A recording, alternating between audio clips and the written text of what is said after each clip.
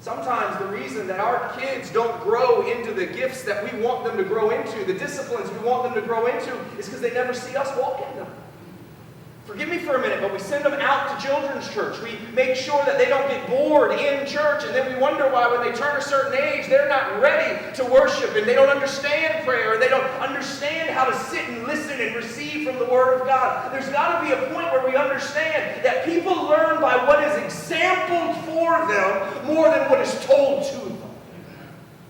And so I think it's fascinating that Jesus prayed in front of the disciples, and we don't know how many times he had prayed in front of them, but at some point, one of them said, I want to pray like that. Teach me how to pray. So the Lord's Prayer, it's not just how we're supposed to pray, it's how Jesus prayed. It's the revelation of what prayer is supposed to be, and it's yet another way that God shows us his heart and his desire for fellowship with us.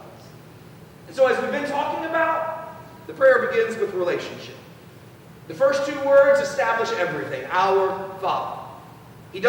Our Father doesn't belong to any one of us because he's the God and the Father of us all, according to Ephesians chapter 4, verse 6. This is why it's so important that we learn how to pray.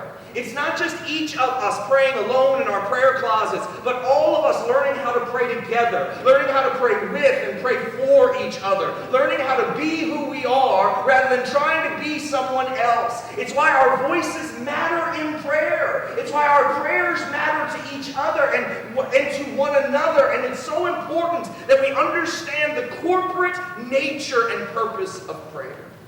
It's not just asking God to do what I need or what I want him to do in my life, but asking God to do what he wills and what he desires according to his character in all of our lives.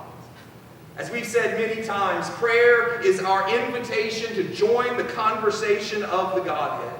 We're not interrupting God with our needs. We're not trying to get his attention. We're entrusting him with our needs by setting our hearts on his will. God, we have God's attention. The thing that's lacking is our attention being set on God. That's why Jesus said in Matthew 6, when you pray, go in, close the door, your Father is in the secret place. Do you notice that he doesn't say, if you close the door, the Father will come? He says, you need to close the door because the Father's there. He's already waiting. He longs to hear you. He loves to hear you. So think of this. We always talk about we're waiting on God, but Jesus shows us God's waiting on us. The God of everything, the creator of everything, has set an eternal appointment to sit with us. And he's waiting for us to show up. We are not calling on him to somehow listen and come and intervene and arrive.